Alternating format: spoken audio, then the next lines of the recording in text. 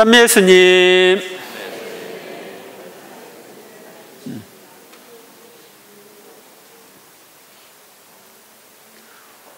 오늘은 연중 제27주일이고 군인주일입니다. 한국 천주교회는 1968년부터 군 사목에 종사하고 있는 군종 사제를 비롯하여 군인 성당, 군종 장병들을 위해서 기도하고 물질적으로 돕고자 해마다 10월 첫 주일을 군인주일로 지내고 있습니다. 10월 1일이 국군의 날이기 때문에 가장 가까운 날 군인주일로 지내고 있습니다. 여기에 더하여 우리 본당은 매년 성탄과 부활에 군에 가 있는 이들을 위해 의문품을 보내고 있습니다. 그래서 군에 가 있는 아들들이 있으면 성탄 때, 부활 때 의문품을 보내니까 그때 사무실에 신청하시면 좋겠습니다. 지난 7월에 우리 본당을 방문하셔서 성모신심 세미나 우수자에게 상을 주신 서상범 티토 주교님이 군종교구의 교구장이십니다. 오늘 전국 각 본당에서는 군의 복음화를 위한 특별 헌금을 봉헌합니다. 오늘 우리 본당도 2차로 특별 헌금을 봉헌하는데 많이 협조해 주시기 바랍니다. 오늘 독서와 복음의 주제는 결혼 생활입니다.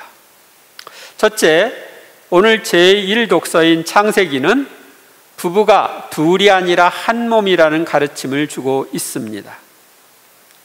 주 하느님께서 말씀하셨다. 사람이 혼자 있는 것이 좋지 않으니 그에게 알맞은 협력자를 만들어주겠다. 히브리어로 사람과 남자를 동시에 뜻하는 일반 명사가 아담입니다. 따라서 여기에 나오는 사람이라는 말은 히브리어로 아담입니다. 그래서 여러분들이 아담을 창조했다, 사람을 창조했다는 건 똑같은 말입니다. 하느님께서 첫 사람인 아담을 창조하신 후 사람이 혼자 있는 것이 좋지 않으니 그에게 알맞은 협력자를 만들어 주겠다고 말씀하셨습니다. 하느님도 삼위일체로 함께 계시기에 하느님께서는 사람이 혼자 있는 것보다 함께 있는 것을 좋아하십니다. 그래서 주 하느님께서 흙으로 들의 온갖 짐승과 하늘의 온갖 새를 빚으신 다음 사람에게 데려가시어 그가 그것들을 무엇이라 부르는지 보셨다. 사람이 생물 하나하나를 부르는 그대로 그 이름이 되었다. 이렇게 사람은 모든 집짐승과 하늘의 새와 모든 들짐승에게 이름을 붙여 주었다. 첫 사람은 모든 집짐승, 하늘의 새와 모든 들짐승에게 이름을 붙여줄 정도로 머리가 좋았습니다. 첫 사람은 모든 피조물을 다스릴 왕으로 창조되었습니다. 따라서 모든 피조물의 특성을 잘 알고 있었고 적절한 이름을 붙여줄 수 있었습니다. 그렇다면 첫 사람인 아담의 IQ는 얼마나 될까요? 이 세상에 아무리 훌륭한 학자라고 하더라도 세상 모든 것에 대해서 다 알지 못하죠. 아담의 IQ는 이 세상 모든 사람의 IQ를 합한 것보다 높다. 모든 생물들의 이름을 다 붙여줄 수 있을 정도로 그들을 잘 알고 있었기 때문입니다. 그러나 이것은 하느님이 그에게 주신 능력이었습니다. 그러나 그는 사람인 자기에게 알맞은 협력자를 찾지 못하였다. 그래서 주 하느님께서는 사람 위로 깊은 잠이 쏟아지게 하시어 그를 잠들게 하신 다음 그의 갈빗대 하나를 빼내시고 그 자리를 살로 메우셨다. 하느님께서는 사람에게 가장 알맞는 협력자를 주시기 위하여 바로 여자를 주시기 위해서 사람의 갈빗대를 취하셨습니다. 하느님께서 남자의 갈빗대로 여자를 만드셨기에 남녀는 동등하고 서로를 가슴에 품고 싶어하고 서로를 그리워하는 것 같습니다. 농담 하나 할까요? 외과 의사하고 기술자하고 정치인이 만나서 누가 어느 직업이 가장 오래된 직업이냐 하고 논쟁을 벌이게 됐습니다.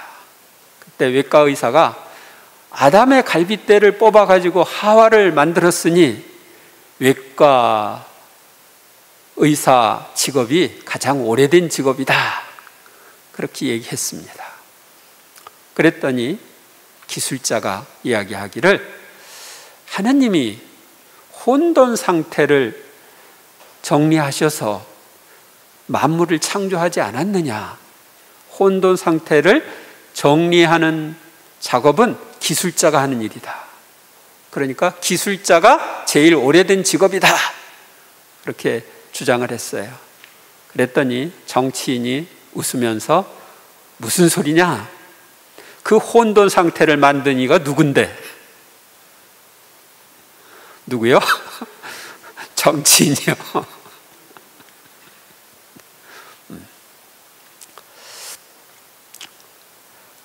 주 하느님께서 사람에게 빼내신 갈빗대로 여자를 지으시고 그를 사람에게 데려오시자 사람이 이렇게 부르짖었다. 이야말로 내 뼈에서 나온 뼈요 내 살에서 나온 살이로구나. 남자에게서 나왔으니 여자라 불리리라. 아마 아담은 잠에서 깨어난 후 가슴에 통증을 느껴서 보니 수술한 자국이 있고 갈빗대 하나가 없음을 발견했을 겁니다. 그래서 하느님께서 지으신 여자를 아담에게 데려오시자 이야말로 내 뼈에서 나온 뼈요 내 살에서 나온 살이로구나. 남자에게서 나왔으니 여자라 불리리라 하고 부르짖었을 것입니다. 그러면 남자 갈빗대 하나 뽑아가지고 여자 만들었으면 남자 갈빗대가 하나 부족할 것 같은데 어떻게 된 거냐? 비교해 보니까 똑같다. 이런 질문을 하는 분들이 있을 수 있습니다. 그런데 외과 수술로 갈빗대 하나 잘랐으면 그 후손에게 갈빗대 하나가 없어요? 아니죠? 그러니까 외과 수술을 해서 잘랐으면 그 후손에게 없는 게 아니에요. 그러니까 아담 갈빗대 잘랐다고 하더라도 그 후손은 갈빗대가 다 있는 거예요.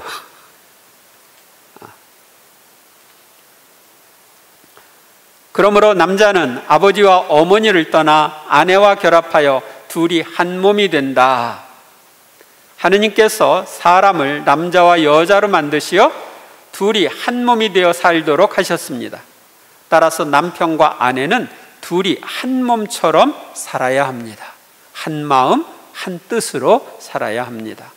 그러기 위해서는 배우자를 나에게 가장 알맞은 협력자, 짝으로 인정하고 사랑해야 합니다. 서로 사랑하면 서로의 단점을 탓하지 않고 서로 보완해 줍니다. 둘째, 오늘의 복음에서 예수님은 결혼의 불가해소성을 말씀하십니다. 그때 바리사이들이 와서 예수님을 시험하려고 남편이 아내를 버려도 됩니까? 하고 물었다. 예수님께서 아내를 버리지 말라고 대답한다면 구약의 율법에 배치되고 당시 헤로데 왕이 아내를 버리고 동생의 아내 헤로디아를 아내로 맞이한 것을 비난하는 것이 되기 때문에 바리사이들이 예수님을 시험하려고 이런 질문을 한 것입니다. 예수님께서 그들에게 모세는 너에게 어떻게 하라고 명령하였느냐 하고 되물으시니 그들이 이혼장을 써주고 아내를 버리는 것을 모세는 허락하였습니다 하고 대답하였다. 예수님께서 반대로 바리사이들에게 질문을 하자 바리사이들은 이혼장을 써주고 아내를 버리는 것을 모세는 허락하였습니다 하고 대답합니다. 그러자 예수님께서 이르셨다. 너희 마음이 완고하기 때문에 모세가 그런 계명을 기록하여 너희에게 남긴 것이다. 예수님께서는 모세가 그런 계명을 기록한 것은 사람들이 마음이 완고하기 때문이라고 설명합니다.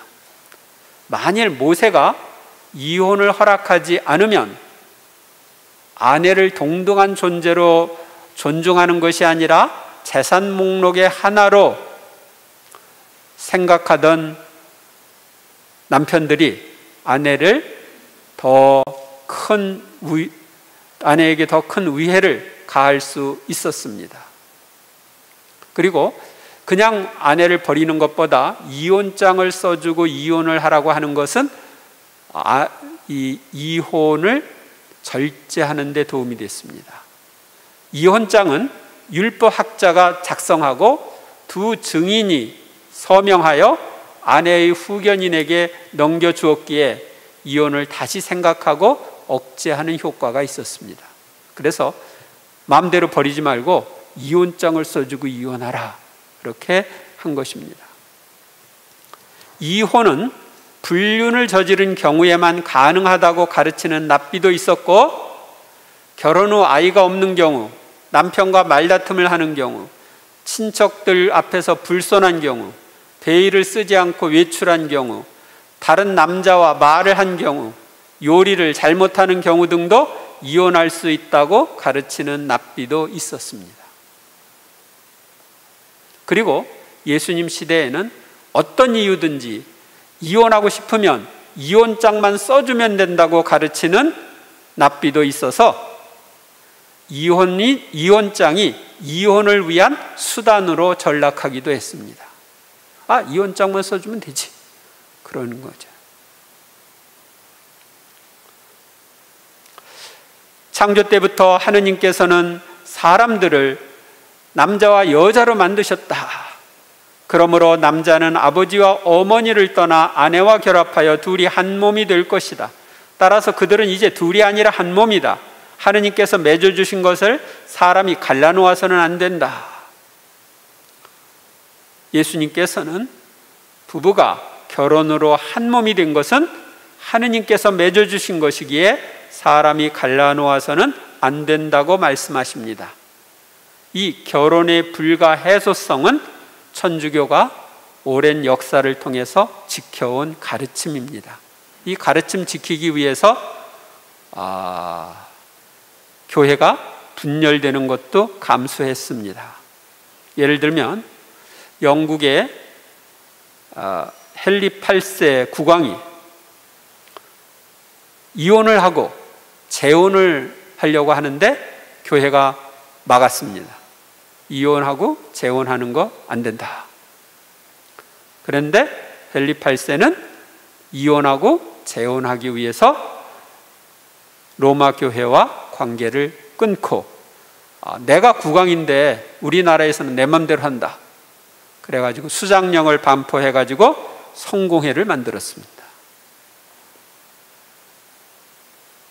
그래서 이제 이혼하고 결혼하고 또 사제들도 결혼을 허락한 거예요.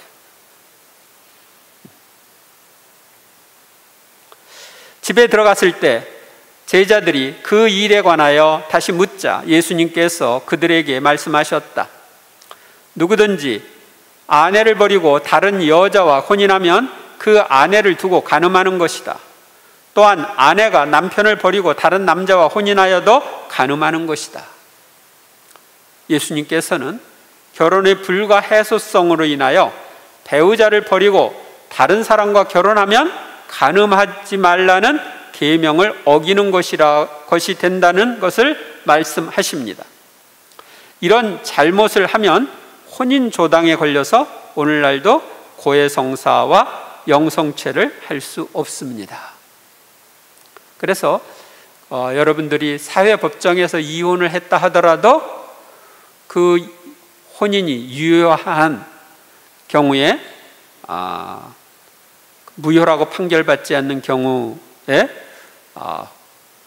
성당에 와서 고해성사나 영성체를 할 수는 없습니다. 미사는 와서 그냥 이렇게 참여할 수는 있지만 그렇습니다.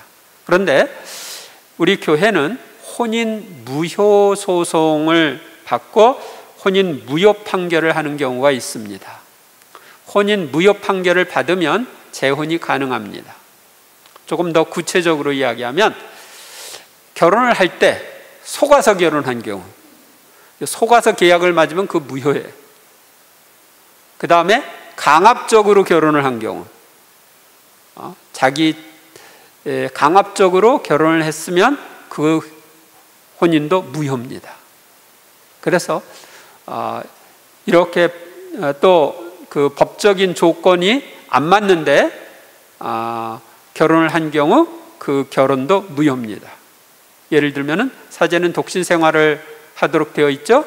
근데 사제와 결혼을 했으면 그 무효예요. 그래서 결혼에 대해서 혼인 무효 판결을 받게 되면 그 다음에 다른 사람과 결혼을 할 수가 있습니다. 첫 번 혼인이 무효이기 때문에 그런 것입니다. 셋째, 부부가 이혼하지 않고 행복한 결혼 생활을 하려면 어떻게 해야 하겠습니까?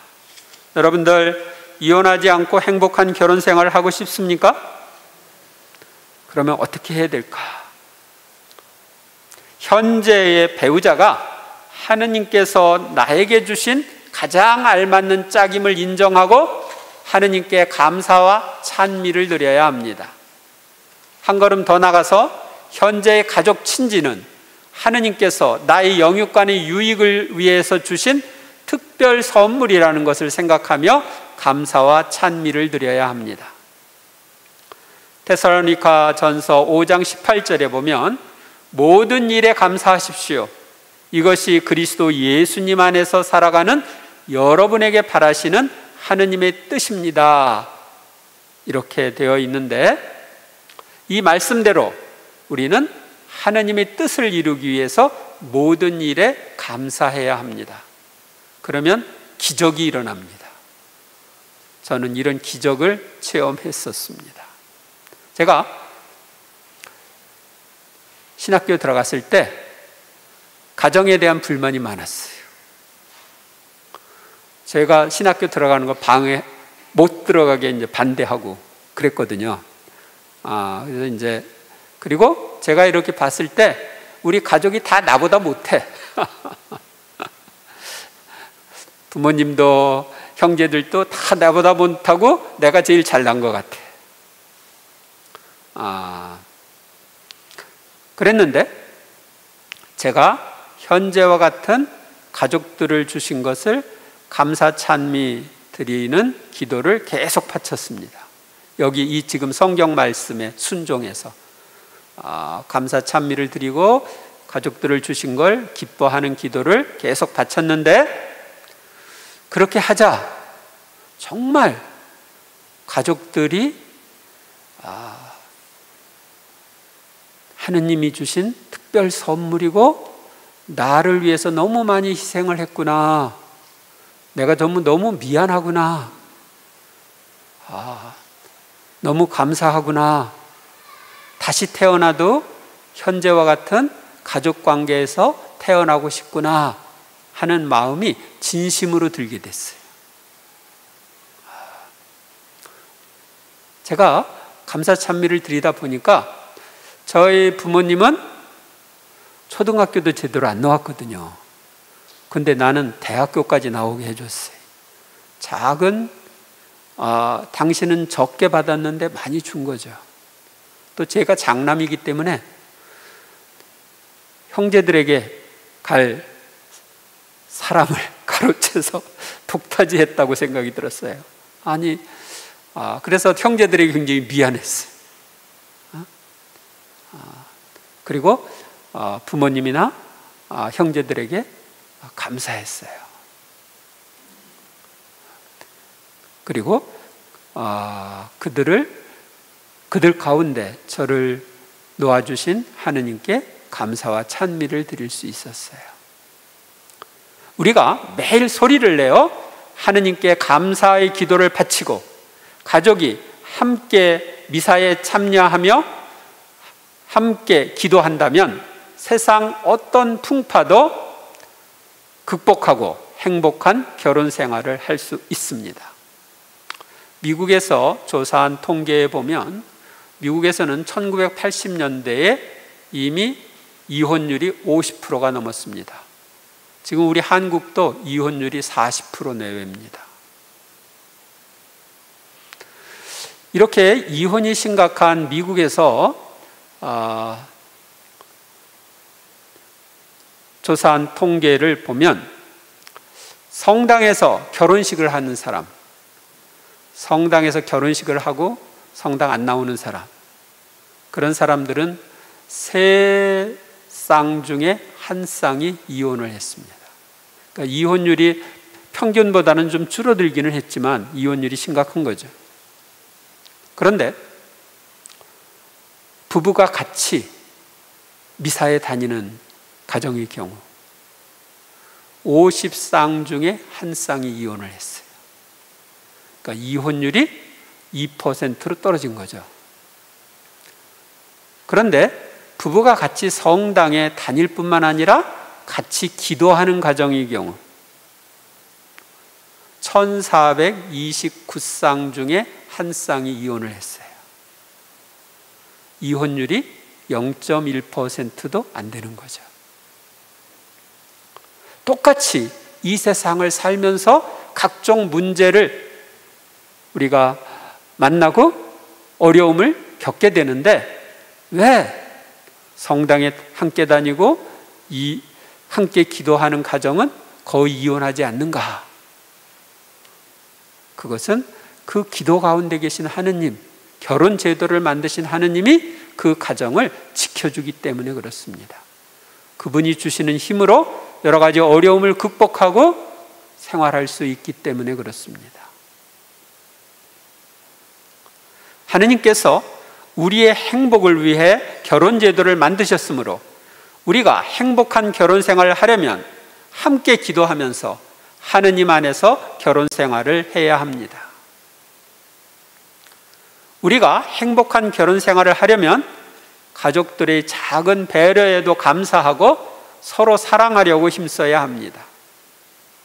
서로 사랑하는 표시로 사랑을 거스리는 생각이나 말이나 행동은 피하고 사랑을 키우는 생각이나 말이나 행동을 하도록 힘써야 합니다. 그러면 사랑이신 하느님께서 가정에 함께 계시면서 행복을 선물하십니다. 우리가 가정의 주인으로 삼위일체이신 하느님과 성모님을 모셔드리고 하느님 중심으로 산다면 늘 행복하게 살 수 있습니다. 행복의 원천이신 분들이 함께 계시기 때문입니다. 하느님 중심으로 사는 좋은 방법은 하느님의 말씀을 중심으로 사는 것입니다. 매일 성경을 읽고 묵상하고 실천하는 사람, 성모님의 메시지를 따라 생활하는 사람들은 하느님과 함께, 성모님과 함께 사는 사람들입니다. 따라서 행복한 생활을 할 수 있습니다. 이번 한 주간 동안 나의 결혼 생활, 가정 생활에 대해서 묵상하면서 그동안 하느님께서 결혼과 가정을 통해서 나에게 베풀어 주신 모든 은혜에 대하여 감사와 찬미를 드리면 좋겠습니다. 아울러 더욱 행복한 가정 생활을, 결혼 생활을 하려면 어떻게 해야 할지 생각해 보고 이를 실천하는 한 주간이 되시길 바랍니다. 감사합니다.